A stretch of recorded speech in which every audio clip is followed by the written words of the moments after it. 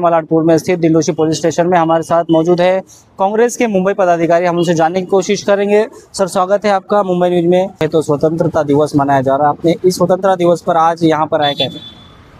देखिए, सबसे पहले तो मैं आपको भी बहुत बहुत बधाई देता हूँ जो 80 साल हमारे स्वतंत्रता दिवस का पूरा हुआ है, और पूरे देशवासियों को मेरे तरफ से बहुत बहुत बधाई। और जैसे कि आपको पता है कि आज के दिन हमारा देश आज़ाद हुआ था, इसलिए हम लोग विभिन्न कार्यक्रमों में से सवेरे से मैं अटेंड कर रहा हूँ। गरीब बच्चों को हमने खाने की व्यवस्था की, फूड्स और स्वीट्स ये सब बांटा। पुलिस स्टेशन में आके हमने सीनियर साहब को भी धन्यवाद कहा कि इतने बड़े मौके पर बहुत ही शांति से मुंबई ने 15 अगस्त को मनाया। इसके लिए हमारे उत्तर मुंबई में जितने भी चौकी हैं, लगभग चौकियों में जाकर हमारे साथ NSY के जिलाध्यक्ष युवराज पवार साथ में जाके हमने मिठाई खिलाई, मुँह मीठा कराया और बहुत सारा बधाई दिया उन्हें कि आप लोगों ने जो कानून व्यवस्था मुंबई में कायम रखा है, इसके लिए हकीकत उन लोगों को मेरा सैल्यूट है, मुंबई पुलिस को। बताइए कि खरगे जी के साथ जिस तरीके से जो बर्बरता हुई है उसके बारे में।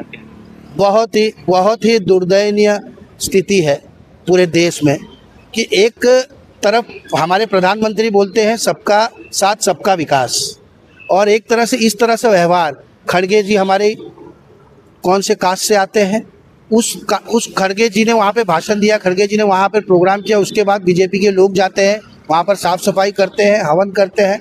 तो ये बहुत ही गलत बात है। ये कहीं ना कहीं देश को बांटने वाली राजनीति बीजेपी कर रही है।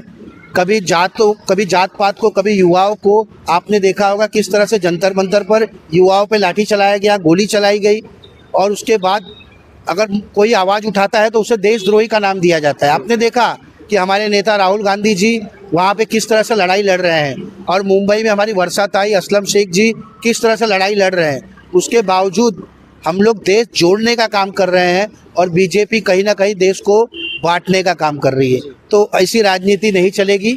अब हमारे राहुल गांधी जी ने पूरे देश को और युवाओं को जोड़ने का काम शुरू किया है, और सबके सामने मैसेज रखा है कि हम सब एक है, हमें लड़ना नहीं है, हमें जात पात में बंटना नहीं है, हम सबको एक रहना है। और युवाओं के लिए आपको रोजगार का अवसर खोलना पड़ेगा, नहीं खोलेंगे तो आपके दिन भर गए हैं। आपने कहा था कि अगर मैं नहीं कुछ कर पाऊंगा तो मैं झोला उठाकर चल दूंगा, तो समय आ गया है। मोदी जी और अमित शाह के झोला उठाकर भागने का समय बहुत ही जल्द आने वाला है। आप जनता को क्या आह्वान करना चाहेंगे इस बारे में?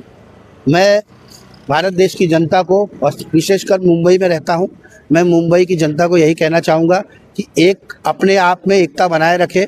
हिंदू, मुसलमान, सिख, ईसाई सब हम भाई भाई हैं, हमें मिलकर रहना चाहिए। ये राजनीति के चक्कर में नहीं पड़ना चाहिए, और ना जात पात के चक्कर में पड़ना चाहिए। आपने देखा है कहीं ना कहीं कोई छोटी मोटी जो पार्टियां हैं, उत्तर भारतीय विरोधी, तो यूपी वाले ये हैं, वो राजनीति में हमें नहीं पढ़कर आपस में भाईचारा रखना है, और मुंबई के लिए और ही ज़्यादा मेहनत कर मुंबई को आगे बढ़ाने का काम करना है। इतना ही कहना चाहूँगा आपको कि हम ना हिंदू है, हम ना मुसलमान है, हम ना सिख है, ना हम ईसाई है, ना हम पारसी है। हम है तो हम इंडियन है, हमें इंडियन बन के रहना चाहिए। हमें जात पात, ढंग, कलर ये सब पे बात ना करते हुए हम as a Indian, as a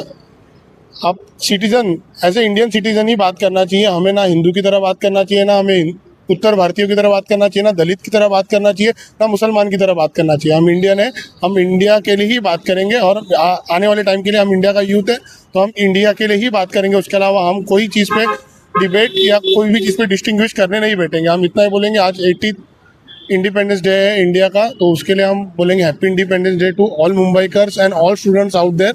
so please support the party, support the people who are in favor of students and in favor of youth. Thank you.